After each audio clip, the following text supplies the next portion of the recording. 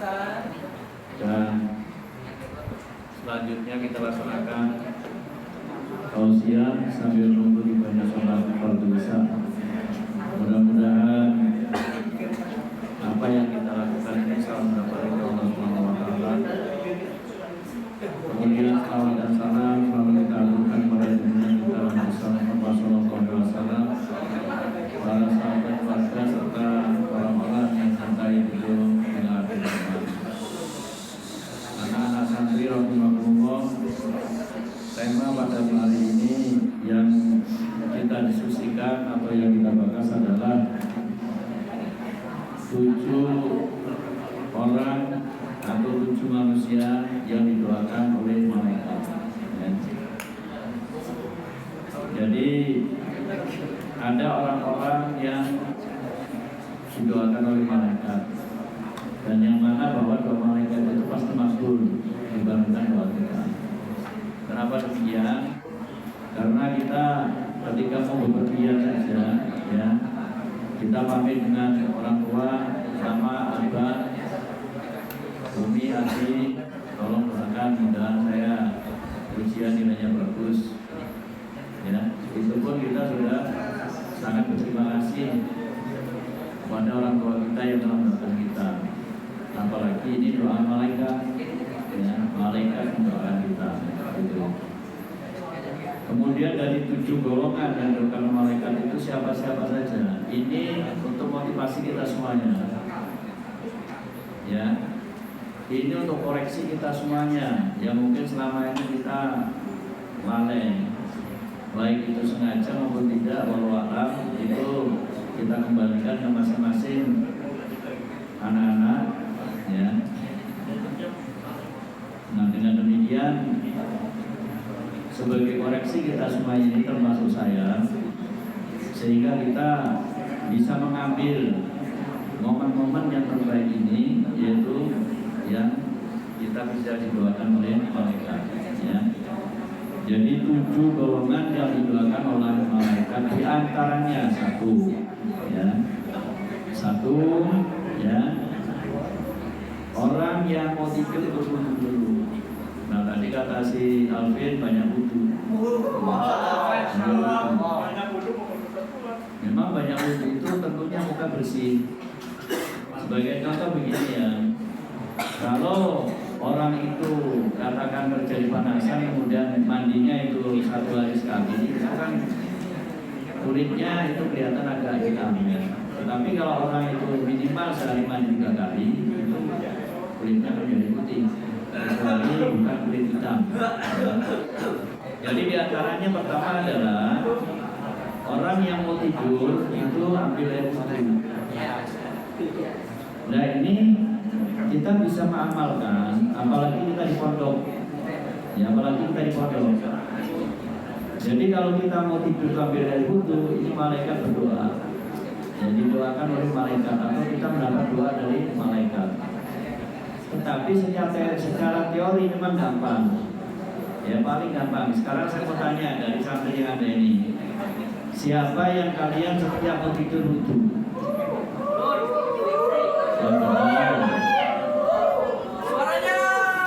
Alhamdulillah, kalau memang iya, alhamdulillah. Kenapa? Yang mendoakan bukan manusia lagi, mereka doa malaikat. Subhanallah, ya. Malaikat itu kita tahu semuanya bahwa malaikat itu adalah doa-doa malaikat itu tidak ada yang ditolak. Ya. Jadi usahakan setiap mau tidur wudu dulu. Paling kalau kita wudu itu anggaplah 2 menit, ya, 2 menit kita wudu dengan sempurna. Bukan wudunya anak TK, bukan, ya, tapi wudunya anak-anak SMP, anak-anak SMA yang ada di sini. Tentunya dengan tertib, ya, dengan tertib. Kemudian dengan apa namanya itu sempurna. Paling lama 2 menit. Nah, ketika nanti adik-adik atau anak-anak nanti tidur, kemudian nanti katakan mohon maaf batal, itu sudah nilainya beda, ya, karena sudah tidur, kita nggak tahu lagi kemana arah kaki kita, kemana arah tangan kita, yang cuma yang jelas Di dalam kitab ini orang yang mau tidur mempunyai wudhu, ya mempunyai wudhu. Jangankan kita ya, Imam Syafi'i itu mau nulis saja, mau nulis kitab saja itu wudhu dulu. Kitab apapun yang ditulis oleh Imam Syafi'i itu ambil wudhu dulu. Kenapa? Karena beliau ingin suci. Ya, apa yang disampaikan beliau yang ditulis dalam kitabnya itu ingin suci.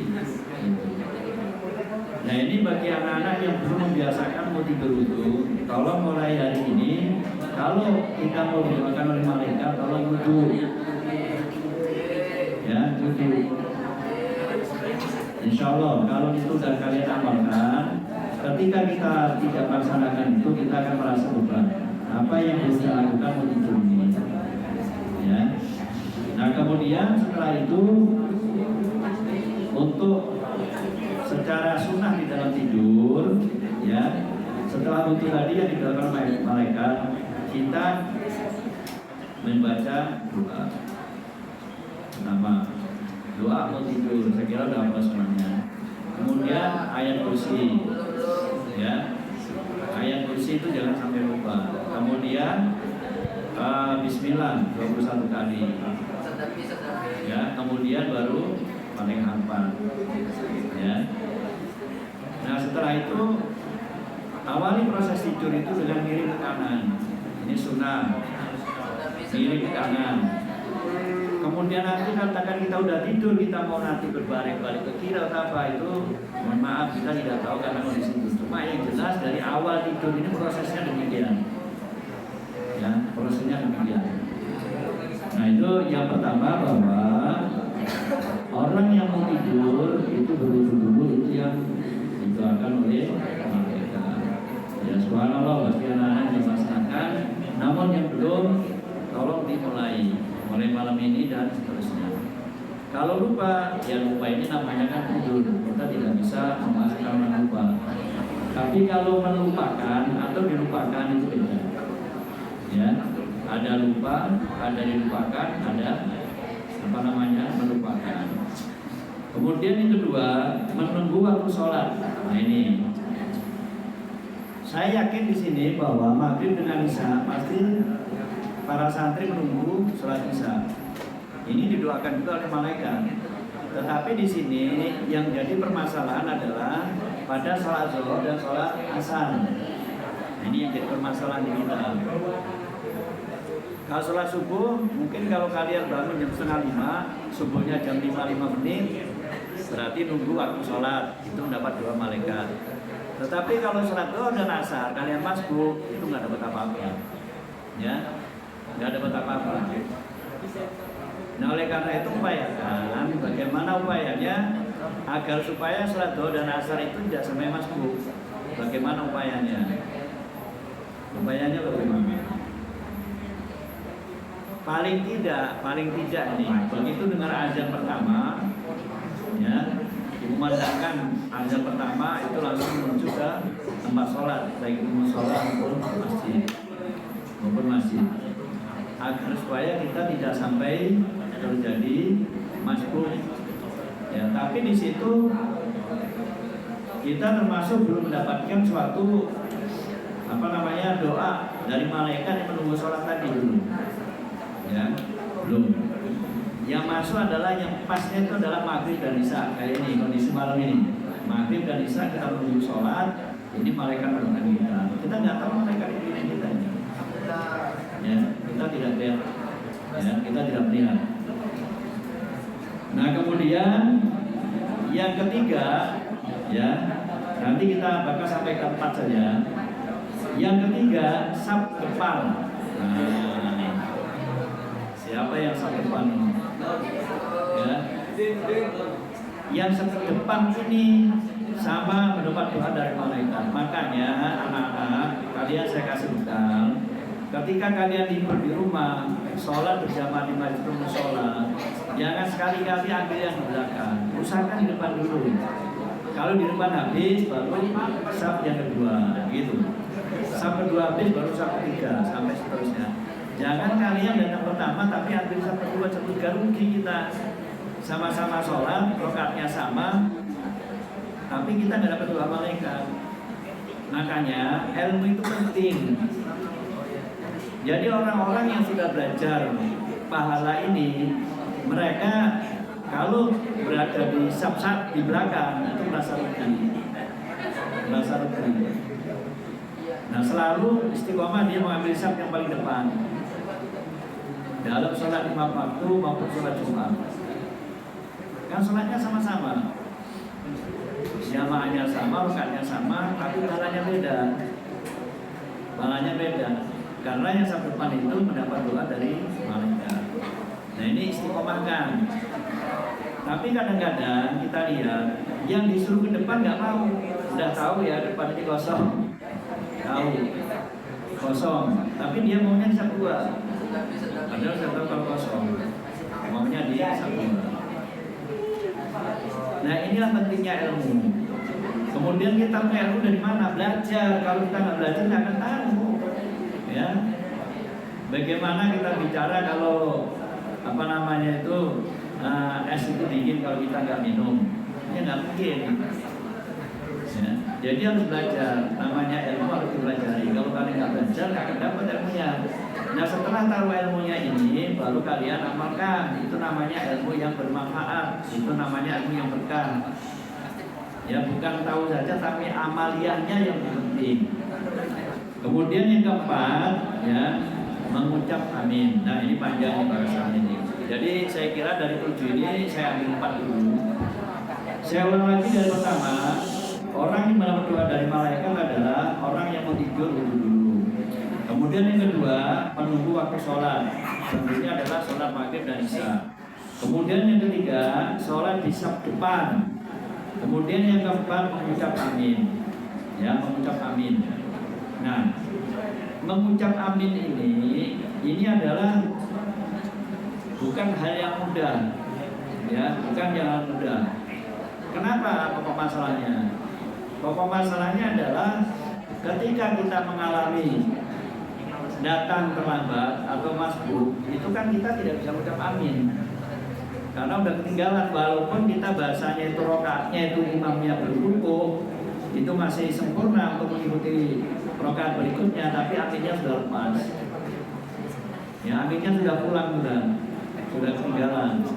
Nah, ini adalah salah satu motivasi kita juga, jangan sampai kita ini sholat itu selalu kita masbuk. Ya. Kemudian juga terjadi masalah, imam sudah menyuruh kepada muadzin untuk qomat, tapi makmum masih bercanda. Ini juga bermasalah. Jadi anak-anak harus tahu bagaimana fikihnya seorang imam. Imam sudah menghadap ke jamaah, silakan muadzin qomat. Ini makmum sudah harus siap semuanya. Nah, ini saya koreksi juga bagi anak-anak yang jadi imam. Tetapi kalau saf itu belum rapi, jangan disuruh qomat dulu. Paham lah nih kira-kira. Ini nanti untuk modal kalian di kampung. Begini ya. Tahu subhanallah kalian imam sudah siap dipandang ini. Setelah dipandang rapi semuanya, baru muadzin disuruh qomat. Jangan kita sendiri belum siap, masih berdiri sana, berdiri sini. Ini dalam fikih nggak kena. Nah, kalian nanti kalau di rumah mungkin jadi khotib atau jadi imam, ketemu makmumnya yang kritis, kalian akan koreksi. Kayak apa imam kita ini? Kan orang sekarang pinter-pinter. Ya, dengan adanya medsos itu kan pinter-pinter sekarang. Beda dengan zaman saya dulu.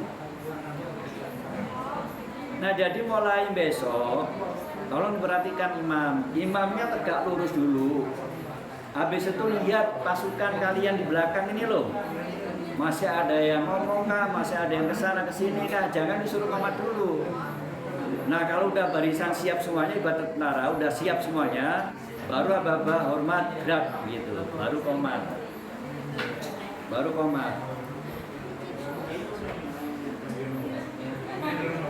Untuk apa masalahnya?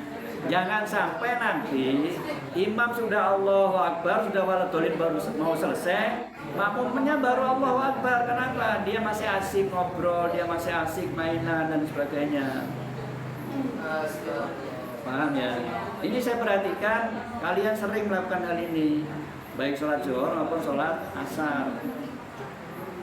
Ini tugas imam tuh bukan hanya mengimami 4 rakaat, 3 rakaat, 2 rakaat, enggak. Harus memperhatikan makmumnya itu. Perhatikan makmumnya. Begitu juga sholat Jumat. Ya, sholat Jumat sama juga. Ini untuk imam, ya. Jadi yang punya hak untuk qomat itu adalah imam. Yang punya hak untuk merintahkan qomat itu imam. Imam muadzin nggak punya hak. Muadzin walaupun berdiri setengah jam, kalau imamnya belum nyuruh dia nggak boleh qomat, nggak boleh, ya. Nah, nunggu perintah imam. Kata imam kasih isyarat apakah, begini kah, atau manggut kah, atau apakah, silakan. Muadzin baru qomat, begitu. Tapi pasukan udah rapi semua, pasukan udah rapi semuanya. Nah, ini untuk mengantisipasi supaya kita dapat amin tadi, dapat amin ya. Nah, kemudian dalam hal sholat yang namanya 27 derajat, ini bagaimana hukumnya kalau orang masbuk? Panjang ini. Bagaimana kalau imam sudah waladhdallin, kita baru Allahu Akbar? Apa dapat 27? Ayo kita sama-sama buka fikih. Ayo sama-sama. Kita adu argumen, ya, tapi dengan kitab, bukan dengan katanya. Yang dinamakan 20 derajat itu adalah takbir bersama imam. Imam Allahu Akbar, imam Allahu Akbar. Itu yang 27. Sama. Tapi kalau imam sudah Allahu Akbar, ghairil maghdubi 'alaihim waladdallin, Allahu Akbar, kada dapat 27. Ini banyak enggak yang kalian lakukan? Sebagian besar. Ya, ini masalahnya yang harus kita perbaiki. Ya.